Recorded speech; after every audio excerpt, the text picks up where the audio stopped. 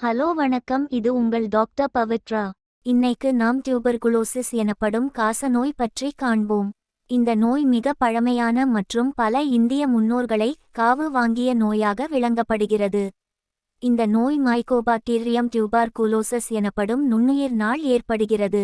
March 24ஆம் தேதி உலக காசநோய் தினம் என்று உலகம் முழுவதும் விழிப்புணர்வு முகாம் நடத்தப்படும்.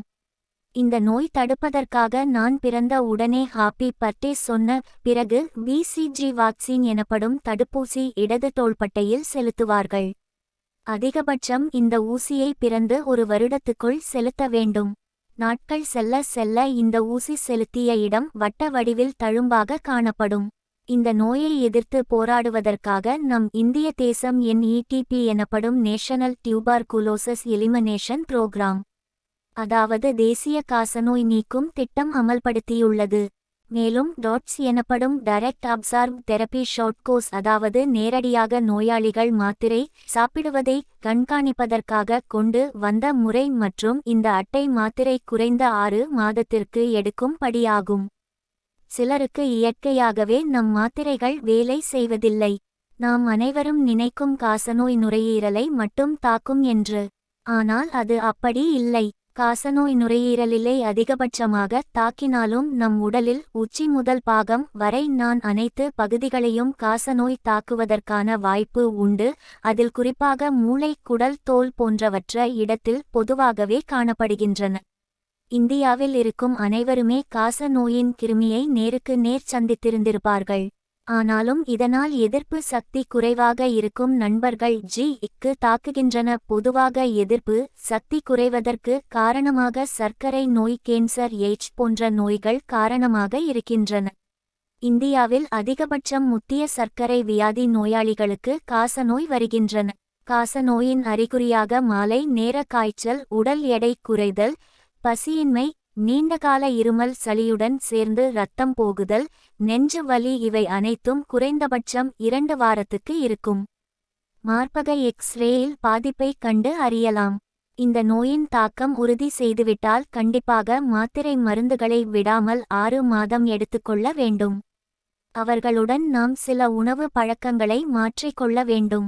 அது புரதச்சத்து அதிகமாக உள்ள உணவுகளாக கருதப்படும் முட்டை, மீன், சிக்கன், தானியம் இவை அனைத்தும் எடுத்து கொள்ள வேண்டும் மற்றும் நார்ச்சத்து அதிகமாக உள்ள பழங்கள், காய்கறிகள், மீனையும் சேர்த்து கொள்ள வேண்டும். முன்பு சாப்பிடுவதை விட கண்டிப்பாக அதிகமாக சாப்பிட வேண்டும். நல்ல சத்துள்ள உணவுகளை எடுத்து கொள்ள வேண்டும். அதாவது ஒரு ஆப்பிள் சாப்பிடுவது ஒரு மருத்துவர் அல்லது ஒரு டாக்டரை தள்ளி வைக்கும் என கூறுவார்கள். அதேபோல் தினமும் ஒரு ஆப்பிள் பழம் சாப்பிட்டேன் நாமும் காச நோயிலிருந்து விடுபடுவோம்.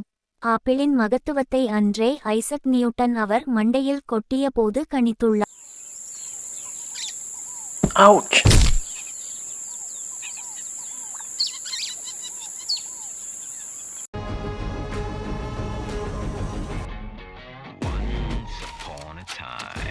வரலாற்றிலேயே முதன்முறையாக காசநோய் ஒரு மாடை பாதித்துள்ளது. மாடுகளில் இருந்து தான் இந்த நோய் மனித குலத்திற்கு பரவியுள்ளது. உங்களுக்கும் உங்களுக்கு தெரிந்தவர்களுக்கு காசநோய் இருக்கும் என அறிகுறிகள் தெரிந்தால் இந்த காணொளியில் தெரியப்படும் தொலைபேசி எண்ணுக்கு அழைக்கவும்.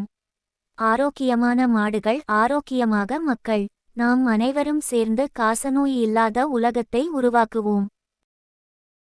இயற்கையான சூழ்நிலையில் மாடுகளோட இருக்க எனக்கு ரொம்ப பிடிச்சிருக்கு. இவங்களால தான் நான் படிப்படியாக முன்னேறினேன். அதனால் எனக்கு ரொம்ப சந்தோஷமாக இருக்குது. எனக்கு அம்மாச்சி மாதிரியே ஆகணும்.